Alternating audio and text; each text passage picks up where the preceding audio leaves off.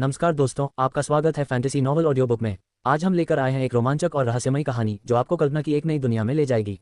शुरू करने से पहले एक महत्वपूर्ण सूचना। इस कहानी के सभी पात्र, स्थान, घटनाएं और नाम पूर्णतः काल्पनिक हैं। इनका किसी वास्तविक व्यक्ति, स्थान या घटना से कोई संबंध नहीं है। यदि कोई समानता पाई जाती है तो वह मात्र संयोग होगी। तो बिना किसी देरी के आइए शुरू करते हैं आज की शानदार कहानी। Boom boom boom. ईश्वर आगमन टावर के गिरने से उत्पन्न दबाव ने यिन झील को तोड़ दिया। झील का पानी अपने साथ अथाह मात्रा में कीचड़ और पत्थर लेकर आया जो चारों दिशाओं में फैल गया। इसने एक विशाल कीचड़ की लहर का निर्माण किया जिसमें प्रचंड ज्वार की शक्ति थी। यह सृष्टि के नियमों द्वारा स्वाभाविक रूप से निर्मित एक रहस्यमय भू आकृति थी। यह भू आकृति यिन ऊर्जा द्वारा संरक्षित थी, लेकिन फिर भी मिट्टी तो मिट्टी ही थी। भला ये गॉड एडवेंट टॉवर के प्रहार को कैसे सहन कर सकती थी? इससे पहले कि गॉड एडवेंट टॉवर काले कवच वाले दानव देवता तक पहुंच पाता, उसने अपने ऊपर एक भयानक दबाव महसूस किया। काले कवचधारी दानव देवता अपने एकांतवास के नाजुक दौर से गुजर रहे थे। अपने अस्तित्व को गंभीर खतरे में देखकर काले कवचधारी दानव देवता को अलौकिक अवस्था में होने के बावजूद जबरदस्ती जागना पड़ा। ओह! अपनी अलौकिक अवस्था से बाधित होने पर काले कवच वाला दानव देवता क्रोधित होने के साथ साथ भयभीत भी हो गया। उसने अचानक अपनी आंखें खोली। उसका चेहरा असामान्य रूप से पीला पड़ गया था। पल भर में उसने महसूस किया कि उसकी ऊर्जा उस पर ही पलटवार कर रही है। लेकिन उस समय उसे जो भयंकर खतरा महसूस हो रहा था, उसने उसे अपनी आत्मा के सागर में व्याप्त अराजक आध्यात्मिक ऊर्जा को अनदेखा करने के लिए मजबूर कर दिया। उसने ऊपर देखा और उसे गॉड एडवेंट टॉवर का काला निचला हिस्सा नीचे गिरता हुआ दिखाई दिया। वह भयावह आभा मानो उसकी आत्मा पर सीधा प्रहार कर रही हो। वह घबरा गया। यह एहसास, यह एक जानी पहचानी अनुभूति थी। एक ऐसा प्रभाव जिसे उसने कभी महसूस किया था और जिससे वह बहुत भयभीत था, उसकी यादों में गहराई से बसा हुआ था। करोड़ों वर्षों तक कैद में रहने के कारण उसका दिमाग धुंधला हो गया था। कई बातें लगभग भुला दी गई थीं, लेकिन अब उस अचानक हुई अनुभूति ने उसे कुछ याद दिला दिया। वो आदमी और वो औरत और वो पैगोडा, वो तलवार, करोड़ों साल पहले उसे दिव्य शिवालय द्वारा दबा दिया गया था और तलवार से भेद दिया गया था। अब वही दृश्य फिर से दोहराया जा रहा था। हालांकि यह भावना लाखों साल पहले की तुलना में बहुत कमजोर थी, फिर भी इसने गंभीर रूप से घायल काले कवच वाले दानव देवता को उसके अराजक आत्मा सागर से पीड़ित कर दिया। गॉड एडवेंट टॉवर की कहानी उनके दिल में छिपे दर्द को उजागर करती है। गरज गरज गरज। काले कवचधारी दानव देवता ने दिल दहला देने वाली चीख मारी और अपनी आत्मा और शरीर को हो रही चोटों को जबरदस्ती दबाने के लिए अपनी पूरी शक्ति लगा दी। जैसे ही पूरी झील फट पड़ी, उसने अपने बगल में पड़ा काला भाला पकड़ लिया। बूम! भाला शून्य को भेदता हुआ आगे बढ़ा। ऊर्जा में कोई उतार चढ़ाव नहीं हुआ, लेकिन इस साधारण से वार के साथ ही एक प्रचंड बल उत्पन्न हुआ। ऐसा लग रहा था मानो 9 यिन बार ड्रैगन द्वारा एकत्रित स्वर्ग पृथ्वी इन ऊर्जा को काले कवच वाले दानव देवता के भाले द्वारा संघनित कर दिया गया हो। बिना किसी भव्य प्रदर्शन के भाला और दिव्य शिवालय आपस में टकरा गए। पूरी झील धराशायी हो गई। गॉड एडवेंट टॉवर को जबरदस्ती रोक दिया गया और उसे पीछे की ओर भी धकेल दिया गया। ये युन की आत्मा सीधे गॉड एडवेंट टॉवर से जुड़ी हुई थी। काले कवच वाले दानव देवता द्वारा लगाई गई दिव्य शक्ति इतनी तीव्र थी कि उसका शरीर कांप उठा। ये युन के अंगों में ऐंठन होने लगी, जिससे उसे आंतरिक चोटें आईं। भयानक! ये युन गंभीर हो गया।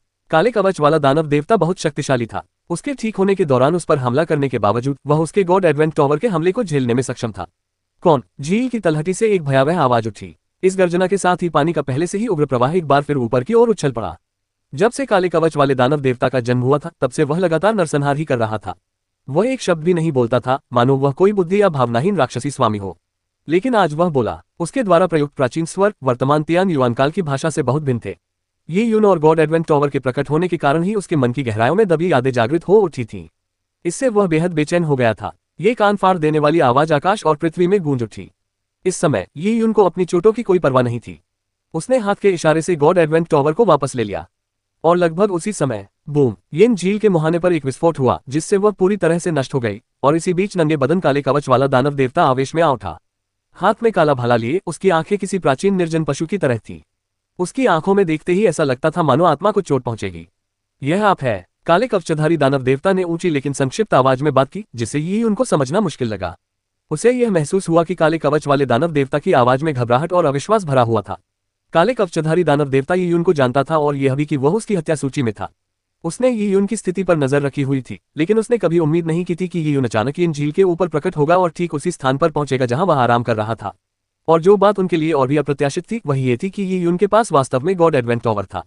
वह दिव्य शिवालय जो प्राचीन काल में उस व्यक्ति के हाथों में था, अब ये उनके हाथों में था। वह उस आदमी का उत्तराधिकारी था। काले कवचधारी दानव देवता की आंखों में हत्या का भाव झलक रहा था। मर जा! जैसे ही उसने अपना भाला लहराया, उसने उसे सीधे ही युन पर वार कर दिया।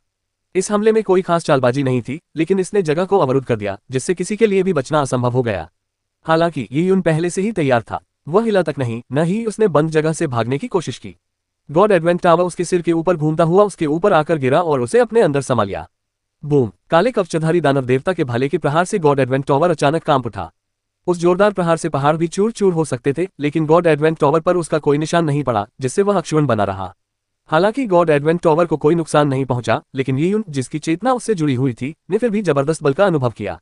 ईश्वर आगमन टावर की सुरक्षा के बावजूद ये यून को अपनी आत्मा में चोट महसूस हुई। तीव्र बल के कारण ईश्वर आगमन टावर पीछे की ओर उड़ गया। ये यून के इरादों के अनुकूल था, क्योंकि उसने गॉड एडवेंट टॉवर को नियंत्रित करते हुए इस गति का लाभ उठाते हुए उसे बहुत दूर तक उड़ा दिया। अपने छुपकर किए गए हमले के बाद वह तुरंत पीछे हट गया। जाहिर है उसने काले कवच वाले दानव देवता से सीधे टकराव की योजना नहीं बनाई थी। काले कवच वाले दानव देवता का हर हमला बेहद भयानक था। अगर वह हमला उस पर पड़ता तो वह पल भर में टुकड़े टुकड़े हो जाता। भागने की कोशिश कर रहे हो? ये यून को पीछे हटते देख काले कवचधारी दानव देवता क्रोधित हो गया। हाथ में भाला लिए वही यून के पीछे भागा। हालांकि इसी क्षण उसका शरीर कांपने लगा और उसके चेहरे के भाव विकृत हो गए। जैसे ही उसका शरीर कांपने लगा, उसके ऊपरी शरीर की मांसपेशियों पर खून से लथपथ दरारें दिखाई देने लगी। उसका शरीर मानो फटने ही वाला था। हालांकि जैसे जैसे उसका शरीर टूट रहा था, वैसे वैसे उसकी मांसपेशियां भी उतनी ही तेजी से ठीक हो रही थी जितनी तेजी से आंखें देख सकती थीं। वह घायल हो गया था। वह पहले स्वास्थ्य लाभ कर रहा था, तभी यून ने उस पर छुपकर हमला कर दिया।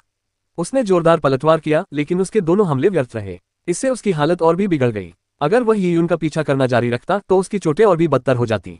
और असल मुद्दा यह था कि यून के पास गॉड एडवेंट टावर था।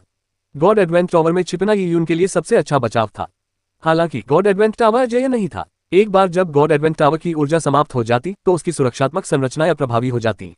इससे काले कवच वाले दानव देवता को गॉड एडवेंट टावर में प्रवेश करने और छिपे हुए यून को मारने का मौका मिल जाता। लेकिन वर्तमान में मौजूद वह शक्ति गॉड एडवेंट टावर की सुरक्षात्मक श्रृंखला की ऊर्जा को कैसे खत्म कर सकती है? काले कवचधारी दानव देवता का चेहरा पीला पड़ गया जब उसने ईश्वर आगमन टावर को दूर उड़ते हुए देखा। उसने अपनी आध्यात्मिक ऊर्जा का एक अंश अलग कर दिया ताकि वह गॉड एडवेंट टावर पर निशान लगा सके। गॉड एडवेंट टावर एक ऐसा खजाना था जिसे एजोर यांग लॉर्ड 12 एम्पायरियन हेवन से लेकर आए थे। जैसे ही यह अपने गुप्त कवच का उपयोग करेगा, काले कवच वाले दानव देवता गॉड एडवेंट टावर की उपस्थिति का पता नहीं लगा पाएंगे। उन्हें गॉड एडवेंट टावर के स्थान की पुष्टि करने की आवश्यकता थी। हालांकि जैसे ही उनकी आध्यात्मिक ऊर्जा गॉड एडवेंट टावर पर पहुंची, उन्हें अपनी आत्मा के सागर में एक हल्की सी चुभन महसूस हुई। ओह! उन्हें यह जानकर आश्चर्य हुआ कि उनकी आध्यात्मिक ऊर्जा और उनके मुख्य शरीर के बीच का संबंध टूट गया था। क्या उस मनुष्य के पास अपनी आध्यात्मिक ऊर्जा से निपटने का कोई तरीका था? ये यून द्वारा बैंगनी क्रिस्टल के प्रयोग से आध्यात्मिक ऊर्जा के अवशोषित होने के बाद गॉड एडवेंट टावर दानव देवता की दृष्टि से तुरंत गायब हो गया। और उसके तुरंत बाद गॉड एडवेंट टावर का गुप्त घेरा सक्रिय हो गया और इसके साथ ही ये यून और गॉड एडवेंट टावर हवा में गायब हो गए। काले कवचधारी दानव देवता ने ईश्वर आगमन टावर को गायब होते देखा। अपनी दृष्टि को विस्तारित करने के बावजूद भी वह ईश्वर आगमन टावर का पता नहीं लगा सका, जिससे उसका चेहरा पीला पड़ गया। उसके होंठ हल्के से फड़फड़ाए। उसकी मांसपेशियां अभी भी फट रही थीं और ठीक हो रही थीं। उसकी त्वचा की दरारों और उभरी हुई मांसपेशियों से बहता खून जम नहीं रहा था, बल्कि त्वचा उसे सोख रही थी। ऐसा लग रहा था मानो उसकी त्वचा स्पंज की तरह हो, जो खून या ऊर्जा की एक बूंद भी बर्बाद न करे। इस प्रकार के शरीर को निर्बाध शरीर कहा जाता था। 360 एक्यूपंक्चर बिंदु पूर्णतया विकसित थे, जिससे वह स्वर्ग पृथ्वी युवांची को सहजता से अवशोषित कर सकता था। फिर भी एक भी एक्यूपंक्चर बिंदु से ऊर्जा बाहर नहीं निकलती थी। उसके शरीर में कोई कमजोरी नहीं थी, चाहे वह पुनर्प्राप्ति हो या सहन शक्ति, वे बिल्कुल असाधारण थे। तियान युआन जगत में इस तरह के अद्वितीय शरीर का इतिहास में कभी कोई उल्लेख नहीं मिलता, क्योंकि यह ऐसी चीज थी जिसे प्रशिक्षित नहीं किया जा सकता था। यहाँ तक कि 12 दिव्य लोकों में भी ऐसा शरीर अनेक योद्धाओं के लिए ईर्ष्या का विषय था। ईश्वर आगमन टावर प्रकट हो गया है। यह उस आदमी का उत्तराधिकारी है, काले कवच वाले दानव देवता ने धीमी गहरी आवाज में फुसफुसाते हुए कहा, जबकि उनके चेहरे की मांसपेशियां हिंसक रूप से फड़क रही थीं। ये यून के प्रकट होने से उसे ऐसा महसूस हुआ जैसे उसके सामने एक बड़ा संकट खड़ा हो गया हो। इस तरह के संकट ने उनकी चेतना के कुछ हिस्से को जागृत कर दिया। इसने उनकी यादों के एक हिस्से को उनके मन की गहराइयों से एक बार फिर से उभरने का मौका दिया। काले कवचधारी दानव देवता ने अचानक अपना सिर पकड़ लिया। असहनीय सिरदर्द और आत्मा सागर में मची उथल पुथल ने काले कवचधारी दानव देवता को पहले से ही क्षतिग्रस्त आत्मा सागर की पीड़ा से भी कहीं अधिक पीड़ा पहुंचाए। काले कवचधारी दानव देवता ने अचानक अपनी पलकें उठाईं और शून्य में देखने लगा। उसकी आंखों में रेटिना के पीछे की रक्त वाहिकाएं फटने से लालिमा छा गई थी। ऐसा लग रहा था मानो वह अंतरिक्ष समय से अलग होते हुए भी ईश्वर आगमन टावर को देख रहा हो। उसकी आंखों में हत्या का भाव भरा हुआ था। अभी अभी जिस व्यक्ति की बात हो रही थी, उसी ने उसे ये दर्द दिया है। मार डालो। काले कवच वाले दानव देवता ने अपने प्राचीन स्वर में इन शब्दों को दोहराया।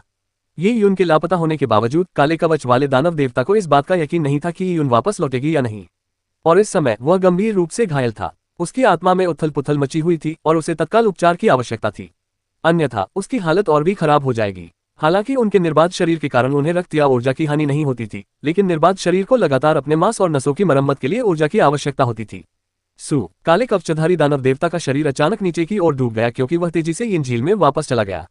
छप छप येन झील का पानी ऊपर की ओर बहने लगा। पहले 1 मील से भी कम त्रिज्या वाली यह झील पिछली लड़ाई के कारण अब 5 मील से अधिक त्रिज्या तक फैल गई थी और झील का जलस्तर काफी कम हो गया था।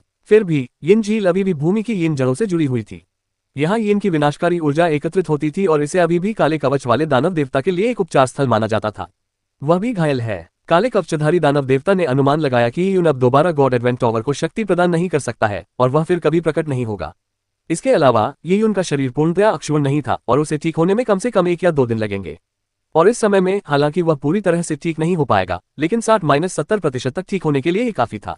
इतना ही काफी था। अपनी 60-70% शक्ति के साथ काले कवच वाले दानव देवता को पूरा भरोसा था कि वह यिन को भागने से रोक सकता है।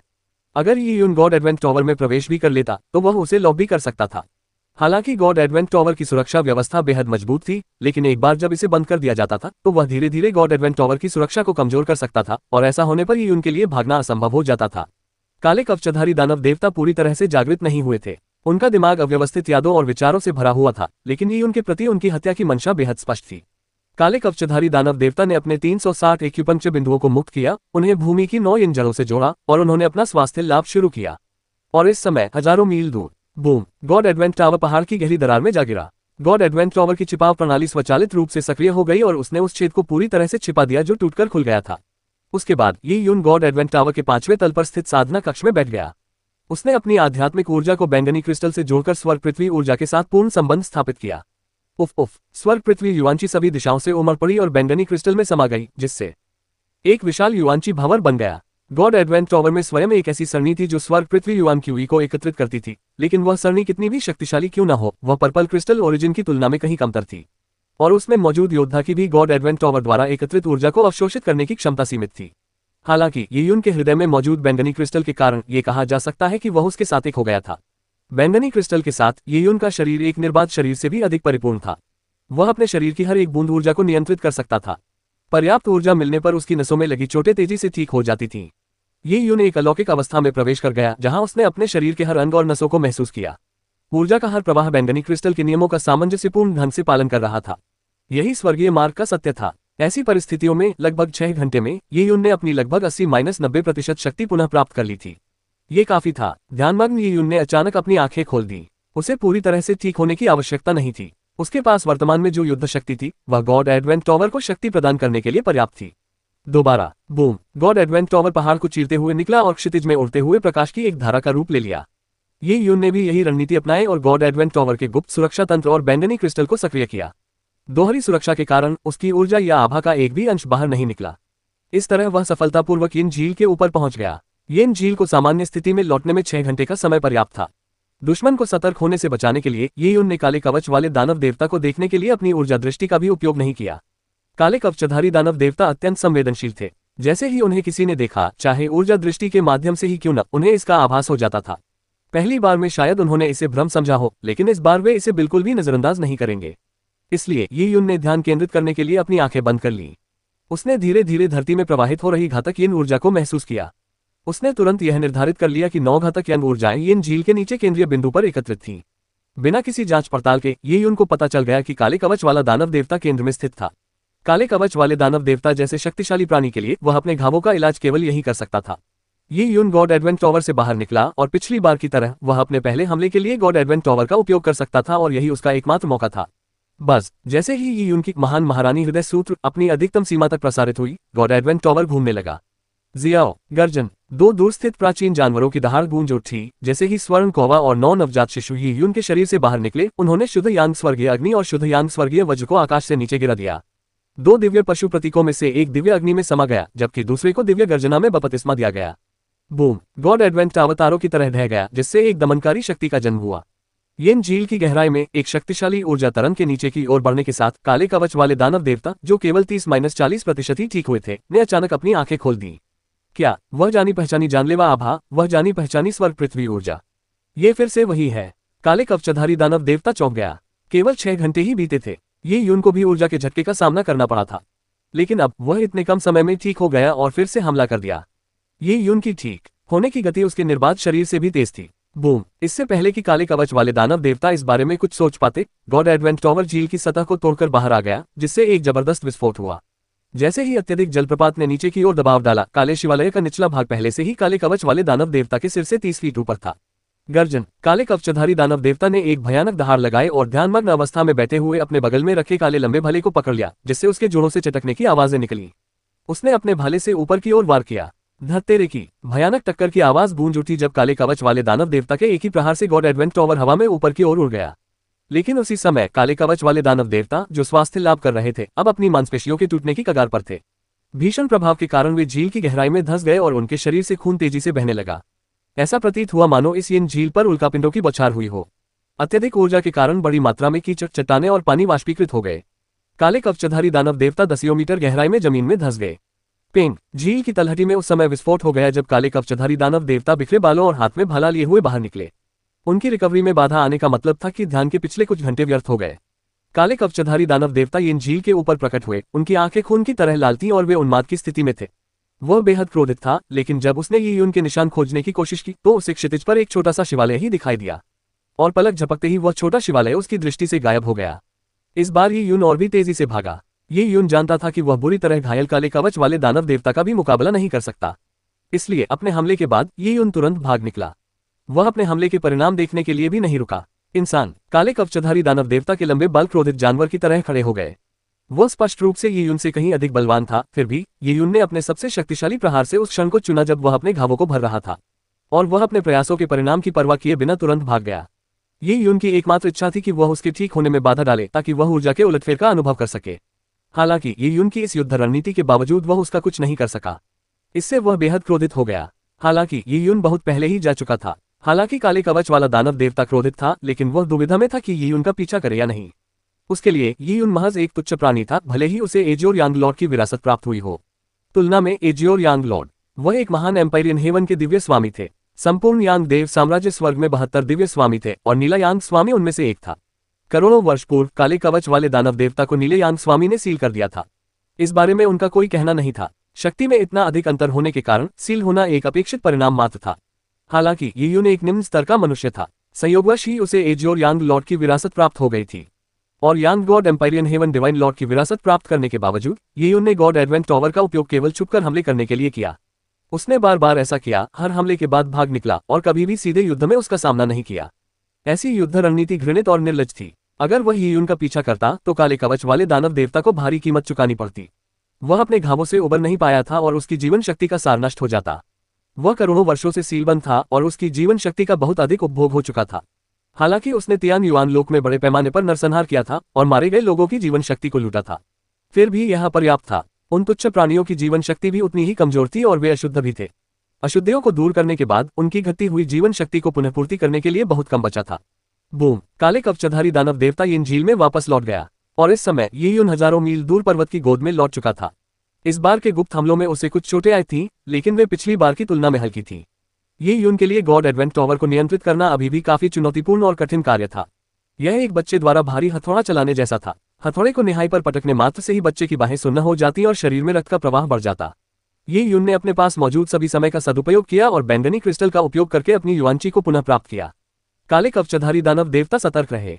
स्वस्थ होने के दौरान उनकी चेतना का एक हिस्सा विभाजित हो गया, जिससे उनके ठीक होने की प्रक्रिया धीमी हो गई। वह लगातार यीन झील के आसपास के क्षेत्र की छानबीन कर रहा था और उसका पूरा ध्यान उपचार पर नहीं था। लेकिन जब वह छानबीन में व्यस्त होता था तो यी यून नहीं आती थी, और जैसे ही काले कवच वाले दानव देवता ने छानबीन कम की और अपनी आत्मा सागर की चोटों को ठीक करने के महत्वपूर्ण चरण में प्रवेश किया, यी यून एक बार फिर प्रकट हो गई। ऐसा प्रतीत होता था कि उसमें चीजों को समझने की एक विशेष क्षमता थी, क्योंकि उसने ठीक उसी क्षण निर्णायक प्रहार किया जब काले कवच वाले दानव देवता को विचलित नहीं किया जा सकता था। यह फिर से गॉड एडवेंट टॉवर था। यह एक और छुपकर किया गया हमला था। बूम। यीन झील में विस्फोट हुआ, जिससे पहाड़ हिल गए। इस बार यी यून और भी तेजी से भागा। उसने पीछे मुड़कर भी नहीं देखा और बहुत दूर भाग गया। लगातार 3 गुप्त हमलों ने यी यून को गॉड एडवेंट टॉवर पर अपना नियंत्रण बढ़ाने और काले कवच वाले दानव देवता से अपनी जान पहचान मजबूत करने में मदद की। इसी वजह से वह अपने छुपकर किए जाने वाले हमलों को सफलतापूर्वक अंजाम दे पाता था, और ऐसा प्रतीत होता है कि इन परिवर्तनों को काले कवच वाले दानव देवता ने देख लिया था। उसे ऐसा लगा कि यद्यपि यह इंसान कमजोर था, फिर भी वह एक छोटे कीड़े की तरह था जो लगातार उसे परेशान कर रहा था, और इसी से उसने उसे सबसे दर्दनाक काटने का तरीका ढूंढने की कोशिश की, और पता चला कि वह उसके साथ सहयोग करने के लिए एक ही स्थान पर स्थिर खड़ा था। ये यीन जड़ें दिव्य वन्यभूमि की यीन ऊर्जा को एकत्रित करती थीं, और काले कवच वाले दानव देवता को इस विश्राम स्थल से बेहतर कोई दूसरा स्थान नहीं मिला था। यदि वह यहाँ से चले जाते तो काले कवच वाले दानव देवता के लिए अपनी जीवन शक्ति को पुनः प्राप्त करना और भी कठिन हो जाता। उसकी समुद्री आत्मा पहले से ही अशांत थी और उसे निर्जन जाति की पवित्र आत्मा द्वारा चोट पहुंचाई गई थी। अब उसका सार अस्थिर था और वह पतन के कगार पर था। उसने तियान युआन लोक में इतने सारे योद्धाओं को मार डाला था, लेकिन उसने जो ऊर्जा लूटी थी वह शुद्ध थी। इन सब का असल में कोई खास असर नहीं हुआ। यदि वह एक ही बार में अपनी जीवन शक्ति को स्थिर नहीं कर सका तो आने वाले दिनों में उसकी जीवन शक्ति धीरे धीरे कम होती जाएगी। एक दिन ऐसा आएगा जब उसकी जीवन शक्ति इतनी कमजोर हो जाएगी कि वह उसके शक्तिशाली शरीर को सहारा नहीं दे पाएगी, जिसके परिणामस्वरूप अंततः उसका शरीर टूटकर बिखर जाएगा। एक निर्बाध शरीर शक्तिशाली था, लेकिन इसे सहारा देने के लिए एक शक्तिशाली जीवन शक्ति सार की आवश्यकता थी। काले कवचधारी दानव देवता यहाँ से जाना नहीं चाहते थे और एक तुच्छ मनुष्य के कारण वे इस स्थान को छोड़ नहीं सकते थे। यह उनके गौरवशाली जीवन का अपमान होता। मारो मारो मारो! काले कवचधारी दानव देवता ने अपनी प्राचीन गर्जना की। अगली बार वह सुनिश्चित करेगा कि मनुष्य आए लेकिन कभी जाए नहीं।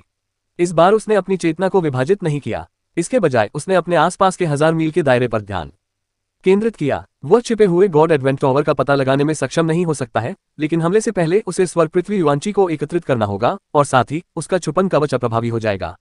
पिछले कुछ समय से वह अपने उपचार के नाजुक दौर से गुजर रहा था, इसलिए न केवल उसकी प्रतिक्रिया धीमी थी बल्कि उसे ऊर्जा के पलटवार के खतरे का भी सामना करना पड़ रहा था। इसलिए जिस क्षण ये यून ने गॉड एडवेंट टॉवर का आह्वान किया उसी क्षण उसे मारना बहुत मुश्किल था। लेकिन अब काले कवच वाले दानव देवता ने अस्थायी रूप से अपनी उपचार क्षमता को त्यागने और ये यून को मारने पर ध्यान केंद्रित करने का फैसला किया। इस बार मामला अलग था। अपनी ताकत और नियमों की गहरी समझ के बल पर वह शून्य में सुरंग बनाकर ठीक उसी क्षण ये यून के सामने पहुंच सकता था जब वह हमला करने वाला होता। फिर वह ये यून को जानलेवा प्रहार कर सकता था। समय बीतने के साथ साथ काले कवचधारी दानव देवता और ये यून के बीच संघर्ष जारी रहा। येन झील इस संघर्ष का मैदान थी और विशाल दिव्य वन्य क्षेत्र में हजारों मील तक कोई प्राणी नहीं था। एक प्राचीन दानव देवता और स्वर्ग के एक नए युग के पुत्र के बीच ये युद्ध अत्यंत एकांत में लड़ा गया। काले कवचधारी दानव देवता मूल रूप से ये यून के गुप्त हमले का लक्ष्य था, लेकिन अब वह स्वयं शिकारी बन गया था। वह धैर्यपूर्वक अपने शिकार के प्रकट होने की प्रतीक्षा कर रहा था।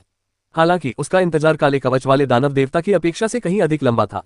शाम ढलती गई, रात ढलती गई, आसमान तारों से भर गया, फिर चांद पश्चिम में अस्त हो गया और सूरज उगाया। एक दिन और एक रात बीत चुकी थी, लेकिन ये यून कभी प्रकट नहीं हुई। काले कवचधारी दानव देवता अभी भी प्रतीक्षा कर रहे थे। कभी कभी उन्हें अपनी अशांत आत्मा के सागर से पीड़ा महसूस होती थी। वे अपने घावों से उबर नहीं पाए थे और उनकी जीवन शक्ति धीरे धीरे कमजोर होती जा रही थी। हालांकि ये यून जो पहले हर कुछ घंटों में प्रकट होती थी मानो गायब हो गई थी। फिर भी काले कवच वाले दानव देवता बहुत धैर्यवान थे। वे करोड़ों वर्षों तक प्रतीक्षा कर चुके थे, तो ये छोटी सी प्रतीक्षा क्या थी। वह झील की तलहटी में पड़ी एक काली चट्टान की तरह था, एकदम स्थिर और शांत। झील की अंधेरी तलहटी में केवल उसकी आंखें ही दिखाई दे रही थीं, जिनसे एक रहस्यमयी लाल चमक निकल रही थी। और इस समय येन झील के ऊपर और उससे दूर ये यून चुपचाप येन झील से 5 मील से भी कम दूरी पर एक स्थान पर पहुंच चुका था। वह गॉड एडवेंट टॉवर में था और गॉड एडवेंट टॉवर शून्य में छिपा हुआ था, यहाँ तक कि उसका कोई भी निशान नहीं बचा था। ये यून भी इसी तरह इंतजार कर रही थी। वह काले कवच वाले दानव देवता की भयावहता के बारे में जानता था। प्राचीन दानव देवता के सामने उसके पास सीधे तौर पर उसका सामना करने की लगभग कोई क्षमता नहीं थी। काले कवच वाले दानव देवता को बार बार उसके हमलों का सामना करना पड़ सकता था, लेकिन ये यून के लिए अगर काले कवच वाले दानव देवता ने उस पर एक बार भी प्रहार किया तो परिणाम विनाशकारी होंगे। वह किसी भी काम को 100 बार सही कर सकता था, लेकिन उससे एक भी गलती नहीं हो सकती थी। उसे बेहद सतर्क रहना पड़ता था। इससे पहले किए गए तीनों गुप्त हमले हमेशा काले कवच वाले दानव देवता की उपचार प्रक्रिया के नाजुक क्षण में ही किए गए थे, और उस क्षण को निर्धारित करने के लिए ये यून ने अपनी ऊर्जा दृष्टि का उपयोग किया था। उसने स्वर्ग पृथ्वी युआंची को महसूस करने के लिए बैंगनी क्रिस्टल की क्षमता का उपयोग किया था। जब भी ये यून ने देखा कि स्वर्ग पृथ्वी युआन क्यूई किस प्रकार काले कवच वाले दानव देवता के शरीर की ओर अग्रसर हो रही है, तो यह उसके लिए हमला करने का सबसे अच्छा अवसर था। और अब स्वर्ग पृथ्वी युआन क्यूई का प्रवाह धीमा हो चुका था। काले कवच वाला दानव देवता स्वस्थ नहीं हो रहा था। ऐसे में केवल 2 ही संभावनाएं थीं। या तो काले कवच वाले दानव देवता ने अपना स्वास्थ्य लाभ रोक दिया था और उसके लिए घात लगाकर हमला करने की योजना बनाई थी, या फिर काले कवच वाले दानव देवता का निधन हो चुका था। क्या वह घमंडी प्राचीन दानव देवता सिर्फ एक चींटी द्वारा परेशान किए जाने के कारण अपने उपचार मंदिर को छोड़ देगा? ये यून को यह असंभव लगा। तब सबसे अधिक संभावना यही थी कि काले कवच वाला दानव देवता झील की तलहटी में छिपा हुआ था। काले कवच वाले दानव देवता की तैयारी के साथ ये यून के खिलाफ परिस्थितियां प्रतिकूल थीं। ये यून चुपचाप येन झील से पीछे हट गई। उसने 9 येन जड़ों में से एक को चुना और सीधे उसमें सुरंग खोद दी। बूम! ये यून के कुछ मील नीचे सुरंग खोदने पर जमीन धंस गई। वहां एक विशाल भूमिगत येन नदी थी जिसका पानी बेहद ठंडा था। इन येन जड़ों के एक साथ एकत्रित होने से येन झील की तरह एक अत्यंत अद्भुत येन वंडरलैंड का निर्माण हुआ। ईश्वर आगमन टावर येन नदी के जल में भीगा हुआ था और पैगोडा में स्थित संरचनाएं एक विशेष शक्ति क्षेत्र का विकिरण कर रही थीं। ऐसे में यदि काले कवच वाला दानव देवता हमला करने आता तो ये यून उसे भांप लेता और प्रतिक्रिया करने के लिए उसके पास पर्याप्त समय होता। ये यून गॉड एडवेंट टॉवर से बाहर उड़ गया। हवा में टहलते हुए उसने अपने होठों पर मुस्कान लिए बहती हुई येन नदी को देखा। दिव्य वन्यभूमि के बीचों बीच स्थित वह अद्भुत स्थान वास्तव में असाधारण था। काले कवचधारी दानव देवता नरसंहार के लिए पहले से ही तैयार था और वही उनके अपने जाल में फंसने का इंतजार कर रहा था। और चूंकि ये यून जानता था कि वह काले कवचधारी दानव देवता का मुकाबला नहीं कर सकता, इसलिए उसने 9 यिन जड़ों के खिलाफ साजिश रचना शुरू कर दिया। प्राचीन काल से ही ऐसे अद्वितीय शक्तिशाली व्यक्तित्व रहे हैं जो दिव्य नदियों को जादुई खजानों में परिवर्तित कर सकते थे। ये यून ने नीले यान स्वामी के ग्रंथ में भी इसी प्रकार के अभिलेख देखे थे। पाताललोक का रास्ता, भूतिया नक्शे, परलोक के मार्ग को परिष्कृत करके और प्रेतवादित नदियों को परिष्कृत करके वे किसी के परम खजाने बन सकते हैं। ये यून में दुनिया को उसकी शक्ति से वंचित करने की क्षमता नहीं थी, लेकिन इन 9 यिन जड़ों को परिष्कृत करना ऐसा कुछ था जिसके बारे में उसे विश्वास था कि वह कर सकता है। 9 यिन मूल शुद्ध यिन नियमों का हिस्सा थे। हालांकि ये यून ने शुद्ध यान नियमों पर ध्यान केंद्रित किया। महान महारानी हृदय सूत्र स्वयं एक रहस्यमय ग्रंथ था जो यिन और यान को एक साथ जोड़ता था। ये यून ने लिन शिंटो के साथ मिलकर महान महारानी हृदय सूत्र का अभ्यास किया था, इसलिए उन्हें शुद्ध यिन नियमों की पर्याप्त समझ पहले से ही थी। काले कवच वाले दानव देवता, चूंकि आप इस दिव्य वन्यलोक में विश्राम कर रहे हैं, मैं आपकी इन 9 यिन जड़ों को परिष्कृत करूंगा। मैं आपके विरुद्ध पूर्ण उपाय अपनाऊंगा और देखूंगा कि आप तब कैसे स्वस्थ होते हैं। ये यून के हाथ फैलाने के साथ ही उसके हाथ में बर्फीली यिन ऊर्जा की एक धारा एकत्रित हो गई, जो अंततः निर्जीव लकड़ी के एक अजीब टुकड़े में संघनित हो गई। लकड़ी के इस सूखे टुकड़े में कोई चमक नहीं थी और ऐसा लग रहा था कि यह किसी भी क्षण सड़ने से टूटकर बिखर जाएगा। ये वही डेथ सोलवुड था जिसे ये यून ने प्योयांग स्वॉर्ड पैलेस से प्राप्त किया था।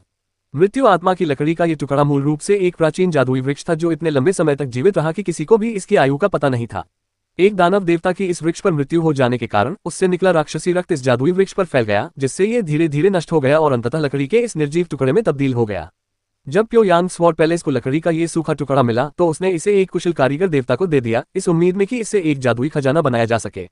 लेकिन उसे यह कहकर मना कर दिया गया कि सड़ी हुई लकड़ी पर नक्काशी नहीं की जा सकती। हालांकि यह कहा जाता था कि सड़ी हुई लकड़ी को तराशा नहीं जा सकता, इसका यह अर्थ नहीं था कि वह बेकार थी, क्योंकि उस जादुई लकड़ी में निहित विशेष नियम और अवधारणाएं अत्यंत मूल्यवान थीं। किसी भी प्रकार की नक्काशी या परिष्करण से वे अवधारणाएं नष्ट हो जाती। डेथ सोलवुड का मूल्य ये यून द्वारा प्राप्त 1000 स्नो डोमेन से कहीं अधिक था और यह वास्तव में अमूल्य था। ये यून के लिए इस खजाने का इस्तेमाल दुश्मनों के खिलाफ करना मुश्किल होगा, लेकिन इसके कई शानदार उपयोग थे। जैसे कि अभी जैसे ही डेथ सोलवुड प्रकट हुआ, ये यून की आभा बदल गई। 6 महीने पहले ये यून ने दाव ज्ञान प्राप्त करने के लिए शुद्धयान तलवार महल में निवास किया था। उन्होंने स्वयं एक दाव वृक्ष के दाव पत्ते का रूप धारण कर लिया था और अंकुरण से लेकर विकास और मुरझाने तक दाव पत्ते के जीवन का व्यक्तिगत रूप से अनुभव किया था। जब ये यून शाखा के तने से मुरझाकर अलग हो गया, तब उसे अपने स्वयं के दाव के बारे में अंतर्दृष्टि प्राप्त हुई और दाव वृक्ष के उपहार के रूप में ये यून ने उस दाव पत्ते को महसूस किया जो ये यून के मुरझाने के साथ साथ मुरझा गया। अब डेथ सोलवुड को हाथ में लेकर ये यून ने धीरे धीरे उस सबसे गहरी अवधारणा का प्रदर्शन किया जो उसने प्योयांग स्वॉर्ड पैलेस से प्राप्त की थी, विदरिन कॉन्सेप्ट। ये यून ने डेथ सोलवुड को उसके महान मूल्य के कारण नहीं बल्कि इसलिए चुना क्योंकि उसकी अवधारणाएं उससे सबसे अच्छी तरह मेल खाती थी। मुरझाना, विनाश, क्षय, पौधों का फलना फूलना और मुरझाना, मृत्यु के कारण लोगों का अलग होना। हर प्राणी के जीवन में एक ऐसा क्षण आता है जब वह मुरझा जाता है। संसार और विनाश से बचना लगभग असंभव हो जाता है। ये यून 1 दशक से अधिक समय से मार्शल आर्ट का अभ्यास कर रहे थे। उन्होंने ताया पवित्र तकनीक सीखी थी, तलवार और कृपाण मकबरों में ज्ञान प्राप्त किया था, 10,000 पशु टोटेम में साधना की थी, शुद्ध यान तलवार महल में प्रवेश किया था और ईश्वर आगमन टॉवर की विरासत प्राप्त की थी। ये यून के युद्ध कौशल के ज्ञान और साधना तकनीकों का स्तर तियान युआन जगत के मानकों से कहीं अधिक था। इस जगत के योद्धाओं के लिए ये यून द्वारा विकसित साधना तकनीकों का थोड़ा सा ज्ञान भी उनके जीवन को सुरक्षित करने के लिए पर्याप्त था, लेकिन ये यून के लिए उसने जो साधना की वह पर्याप्त थी। ऐसा इसलिए था क्योंकि इन सभी साधना तकनीकों, प्रामाणिक नियमावली और कानूनों के अद्भुत होने के बावजूद उनमें एक बात समान थी। वह ये थी कि ये सभी किसी और द्वारा बनाए गए थे। यदि वह दूसरों के मार्ग पर चलता तो चाहे वह कितना भी अच्छा प्रदर्शन करे, वह अधिक से अधिक उस ऊंचाई तक ही पहुंच पाता जो दूसरों ने पहले ही प्राप्त कर ली थी। उसके लिए खुद को साबित करना और सफलता की राह पर आगे बढ़ना कठिन होता। केवल अपने द्वारा स्वयं निर्मित मार्ग पर चलकर और अपने लिए एक नए दाव को समझकर ही वह मार्शल आर्ट के उस गूढ़ सच्चे शिखर तक पहुंच सकेगा। जब ये यून यिन नदी के ऊपर हवा में लटका हुआ था, तब उसने धीरे से डेथ सोलवुड की खुरदरी सतह को छुआ। ये यून की उंगलियों के बीच मुरझाने और मृत्यु की आभा घूम रही थी। ऐसा लग रहा था मानो वह उस जादुई वृक्ष के हरे भरे सुंदर रूप को फिर से देख रहा हो जब वह स्वर्ग और पृथ्वी के बीच खड़ा था। कई दिन बीत गए, दूसरे पौधे फलते फूलते रहे और मुरझाते रहे, लेकिन महज एक रात में राक्षसी रक्त से लथपथ होने के कारण यह मुरझाकर मर गया। ऐसा लगा मानो इसने संसार के वैभव को परख लिया हो, वर्षों के उतार चढ़ावों को देख लिया हो और अंततः इन सबसे खुद को मुक्त कर लिया हो। एक समृद्ध जीवन रातों रात मुरझा गया। यही वह दाव था जिसे अंततः लकड़ी के उस टुकड़े ने आकार दिया। मृत्यु आत्मा की लकड़ी यून के हाथों से उड़कर दूर जा गिरी और धीरे धीरे इन झील में समा गई। ये सब बिना किसी आवाज के हुआ, न ही कोई हलचल हुई। मुरझाने की अवधारणा उत्पन्न हुई और उसने स्वयं को नदी के प्रवाह में बहने दिया। पेड़ का मुरझाना मनुष्यों की मृत्यु और नदियों के सूखने के समान था। मृत्यु आत्मावन ने इन नदी के माध्यम से प्रवाहित होने वाली स्वर्ग पृथ्वी इन ऊर्जा को अवशोषित करना शुरू कर दिया। हालांकि इतनी अधिक यिन ऊर्जा को अवशोषित करने के बावजूद डेथ सोलवुड निर्जीव और शांत बना रहा। इसके विपरीत यिन की जड़ इतनी तेजी से सूख रही थी कि उसे नंगी आंखों से भी देखा जा सकता था। जैसे जैसे स्वर्ग पृथ्वी युआन क्यूई कम होती गई, ये धीरे धीरे कम होती गई। तुलनात्मक रूप से डेथ सोलवुड के स्तर की एक दिव्य वस्तु के लिए डिवाइन वाइल्डनेस में यिन जड़ को काटना बहुत ही सरल था। यिन झील की ऊर्जा का एक स्रोत अब लुप्त हो चुका था। जो कभी 9 यिन जड़ें थीं, अब 8 रह गई थीं। डेथ सोलवुड और मुरझाने की अवधारणा का उपयोग करके ये युन ने इस यिन जड़ को बलपूर्वक मुरझाकर सुखा दिया था। मुरझाई हुई यिन जड़ हवा के एक काले झोंके में बदल गई जो एक छोटे बाढ़ के अजगर की तरह हवा में इधर उधर लहरा रही थी। अपने हाथ के इशारे से ये युन ने काले बाढ़ वाले ड्रैगन को डेथ सोलवुड में रख दिया। ये काला बाढ़ ड्रैगन यिन मूल का प्रतीक हो सकता है, लेकिन इसमें स्वर्ग पृथ्वी यिन ऊर्जा का अधिक अंश नहीं था। यह एक अवधारणा और नियम से कहीं अधिक था। यदि ये युन एक ही बार में सारी स्वर्ग पृथ्वी यिन ऊर्जा निकाल लेता तो काले कवच वाला दानव देवता इसे तुरंत खोज लेता। हालांकि यदि अवधारणा और नियम को निकाला जाता तो सतह पर यिन मूल में कोई परिवर्तन नहीं होता, क्योंकि यिन झील में स्वर्ग पृथ्वी यिन ऊर्जा पहले की तरह ही सघन रहती। हालांकि ये युन ने जो किया वह यिन झील की संरचना में स्वाभाविक रूप से बने प्रतीकों को हटाने के बराबर था। इसके सार के बिना यिन जड़ों का सूखना मात्र समय की बात थी। ये युन ने यिन जड़ को अपने पास रखने के बाद गॉड एडवेंट टॉवर में प्रवेश किया और बिना किसी देरी के अगली यिन जड़ की ओर उड़ गया। उसने 9 यिन जड़ों को एक साथ समेटने और उन्हें परिष्कृत करके मृत्यु आत्मा की लकड़ी में बदलने की योजना बनाई थी। शायद ये 9 यिन जड़ें डेथ सोलवुड में एक सरणी संरचना बना सकती हैं। एरे रून्स और एरे की अवधारणाएं स्वयं एक नियम का हिस्सा थी। जब तक कोई उस नियम को समझता था तब तक वह दुनिया को एक एरे के रूप में नियंत्रित कर सकता था। और इस समय यिन झील की गहराई में यिन जड़ के गायब हो जाने के बावजूद कोई परिवर्तन नहीं हुआ था। ये यिन झील संसार की सृजनात्मक शक्ति से बनी है। ये करोड़ों वर्षों के संचय का परिणाम है। 9 यिन मूले यिन झील के 9 स्तंभों के समान है। एक मूल के कटने से विनाशकारी परिणाम नहीं होंगे। जब तक कि सभी मूले न कट जाएं, तभी यिन झील ढह जाएगी। और इस समय काले कवच वाले दानव देवता ने यिन झील से अपना संबंध तोड़ लिया था, ताकि वही युन द्वारा किए जाने वाले गुप्त हमले पर ध्यान केंद्रित कर सके, जिससे उसका स्वास्थ्य लाभ रुक गया।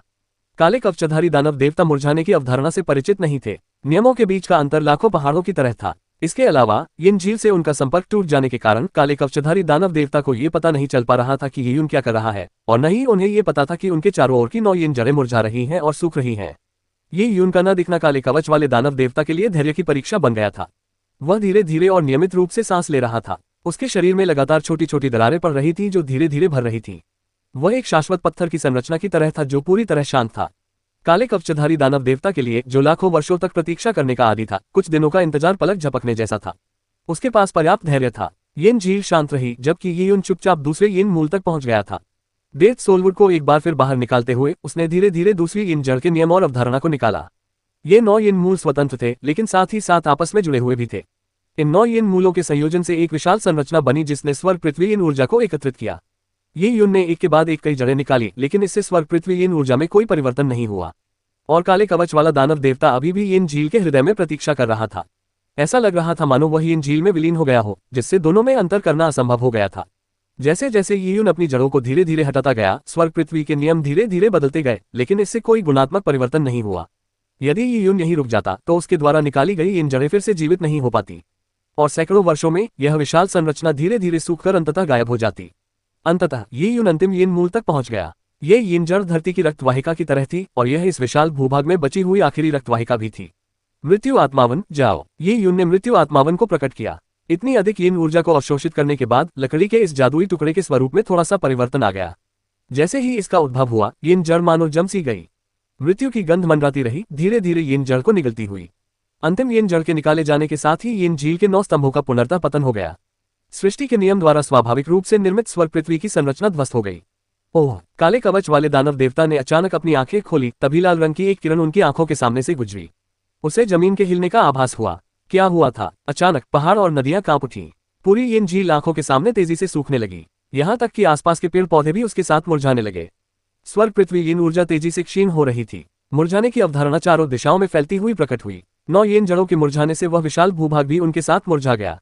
यदि मनुष्य या निर्जन पशु मर जाए तो उनका रक्त सूख जाएगा और उनका मांस सड़ जाएगा, यहाँ तक कि उनकी हड्डियां भी अंततः धरती में मिल जाएंगी। लेकिन भूमि के एक टुकड़े की मृत्यु के बिना नदी का प्रवाह और आध्यात्मिक नसें सूख जाएंगी।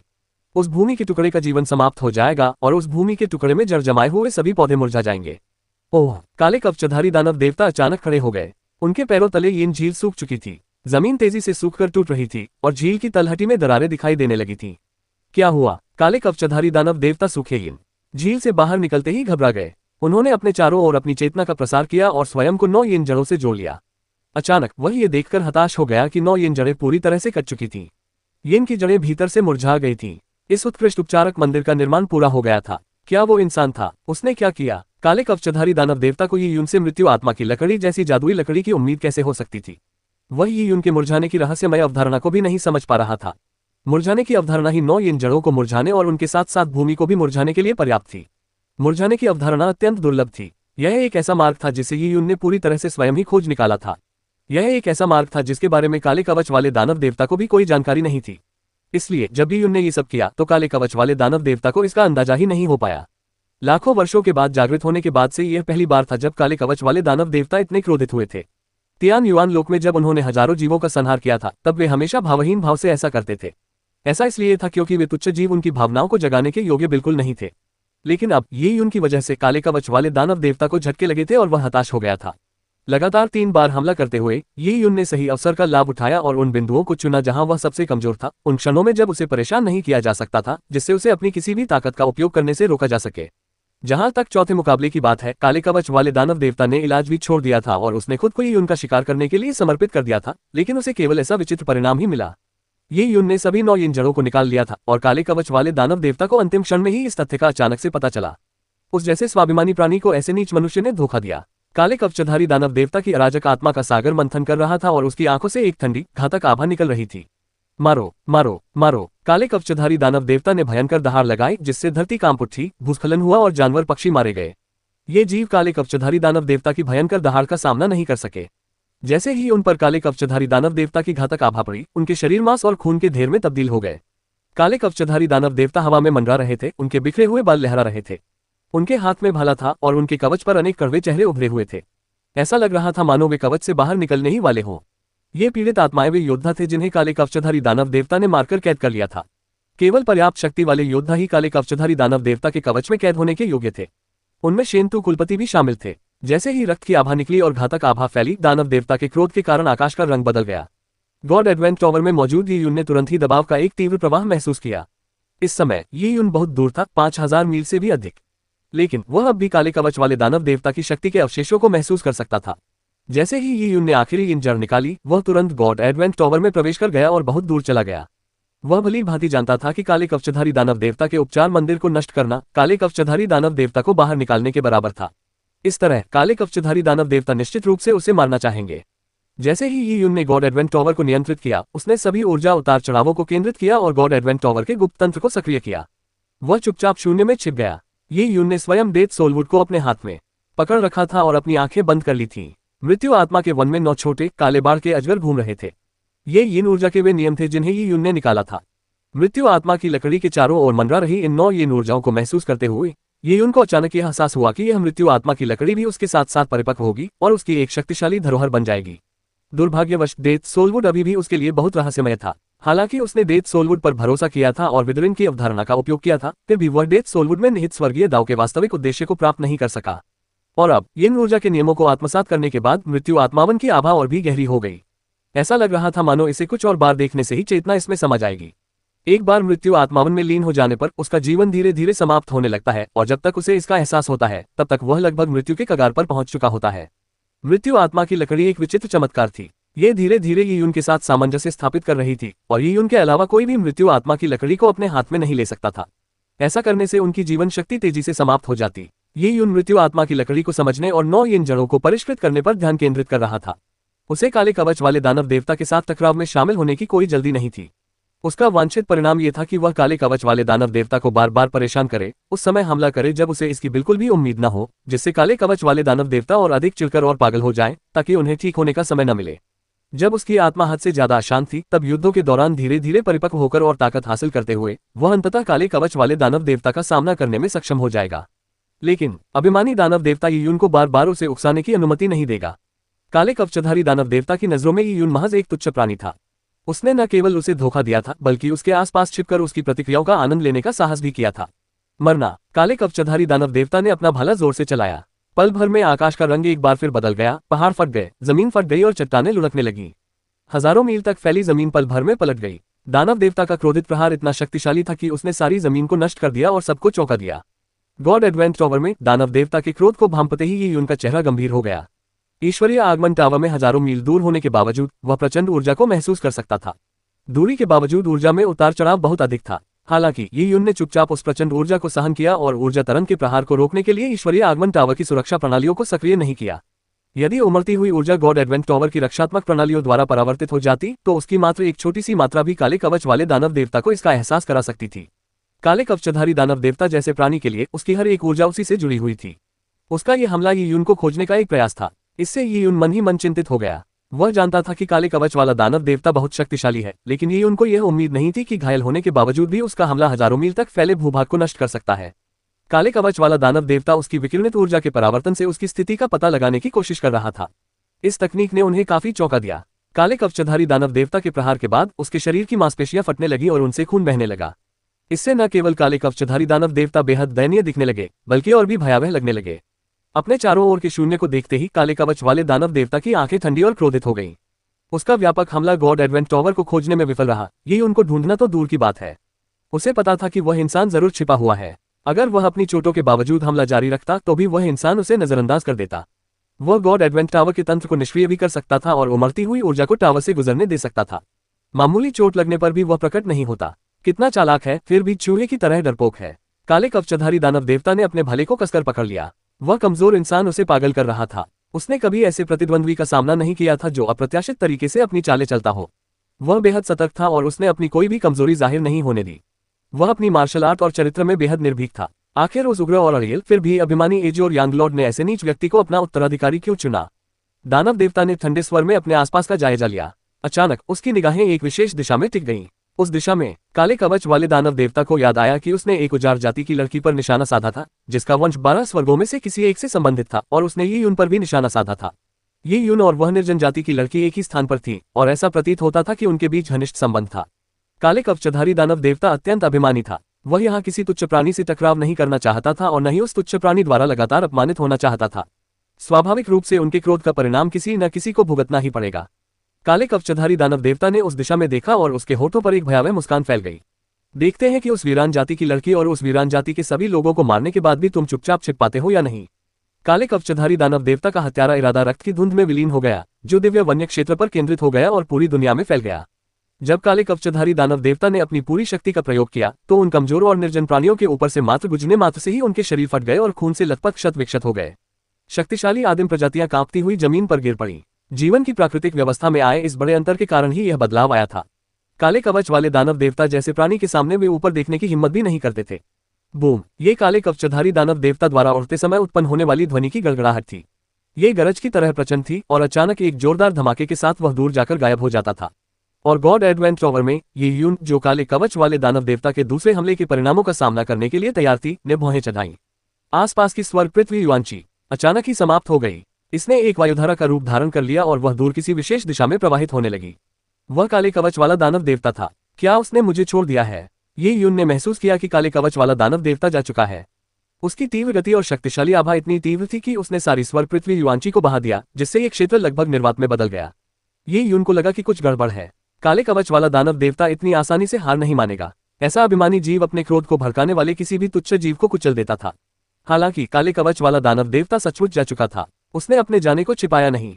शक्तिशाली दानव देवता को ये यून को धोखा देने के लिए ऐसे हथकंडे अपनाने की कोई आवश्यकता नहीं थी।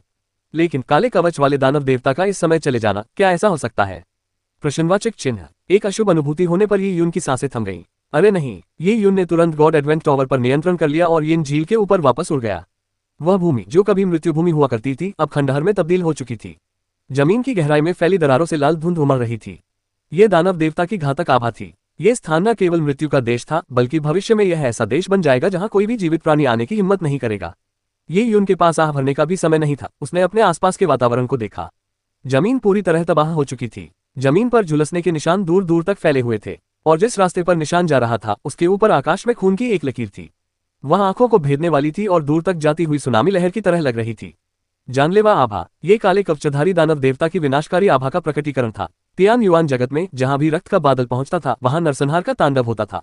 जब भी लोग रक्त के बादल का जिक्र करते, उनके चेहरे के भाव एकदम बदल जाते और वे कांपने लगते। रक्त का बादल तियान युआन जगत में काले कवच वाले दानव देवता का प्रतीक था। यह इस बात का संकेत था कि वह अपना नरसंहार शुरू करने वाला है। और वह दिशा, ये यून की पुतलियां सिकुड़ गई क्योंकि उसे अपने दिल पर एक जोरदार प्रहार महसूस हुआ। वह इलाका उसी दिशा में था जहां निर्जन जाति छिपी हुई थी। वहीं जियांग शियाओरू और लिन शिंटोक भी थीं। काले कवचधारी दानव देवता ने हार नहीं मानी थी। उसने केवल अपने भाले की नोक घुमाए और अपनी हत्या की मंशा जियांग शियाओरू की ओर मोड़ दी। काले कवचधारी दानव देवता ने पहले ही जियांग शियाओरू को निशाना बना लिया था। उसने उसे अपना लक्ष्य बना लिया था और अब ये युन से बदला लेने और उसे आज्ञाकारी बनाने के लिए उसने तुरंत जियांग शियाओरू पर हमला करने का फैसला किया।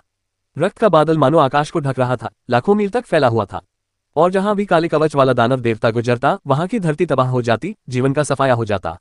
ऐसी परिस्थितियों में आध्यात्मिक बंधन होने या न होने का कोई महत्व नहीं रह गया था। काले कवचधारी दानव देवता का दबाव मानो पूरे दिव्य वन क्षेत्र को घेर रहा था। वह बिना किसी प्रतिरोध के आगे बढ़ता जा रहा था। चाहे उजाड़ जाति कितनी भी छिप जाए, वे काले कवचधारी दानव देवता से बच नहीं सकते थे। काले कवच वाले दानव देवता ये युन ने क्षितिज पर फैली लाल रेखा को देखते हुए तुरंत गॉड एडवेंट टॉवर को सक्रिय कर दिया। वह अत्यंत तीव्र गति से उसका अनुसरण करने लगा। ये युन ने गॉड एडवेंट टॉवर की गति को चरम सीमा तक बढ़ा दिया। इसके परिणामस्वरूप हवा में एक जोरदार ध्वनि विस्फोट हुआ। शक्तिशाली वायु प्रवाह ने पेड़ों को चीर दिया और मिट्टी को चारों ओर बिखेर दिया। गॉड एडवेंट टॉवर ने उस अराजक आभा को भेद दिया और आगे की ओर उड़ता रहा। जल्दी करो, और भी तेज। काले कवच वाले दानव देवता की पूरी गति की तुलना में ये युन अभी भी धीमा था, और इस समय उजाड़ जाति के क्षेत्र में पांची निर्जन जाति का एक कुलीन योद्धा था। संयोगवश वह आज ड्यूटी पर था। दिव्य राजधानी में हर समय 18 विशिष्ट दस्ते गश्त करते रहते थे। वह उन्हीं दस्तों में से एक का नेतृत्व करता था, और आज भी कुछ अलग नहीं था। पांची और उसकी निर्जन जाति के योद्धा निर्जन पशुओं पर सवार होकर एक पहाड़ी की चोटी पर पहुंचे। उसने सबसे पहले दूर तक देखा। दिव्य निर्जन वन अंतहीन पहाड़ों से भरा हुआ था और एकदम शांत था। फिर पांची ने जमीन की ओर देखा और जल्दी से उसका जायजा लिया। अचानक उसके होठों के कोनों पर एक तिरस्कारपूर्ण मुस्कान उभर आए। वे इंसान ही थे। ये युन की वापसी पर उसने बातचीत में मानव जाति के अनुरोध को अस्वीकार कर दिया था। मानव जाति के ये सदस्य जाने लगे थे। अब पांची ने मानवों के पहले समूह को जाते हुए देखा। उन्होंने एक दिशा चुन ली थी और वे धीरे धीरे दिव्य वन्यभूमि में प्रवेश कर रहे थे। वार्ता विफल होने के बाद मानव जाति को उजाड़ जाति से कुछ भी प्राप्त नहीं हुआ। ये युन के व्यंग्य से उनके पौराणिक व्यक्तित्वों के चेहरे बैंगनी पड़ गए थे।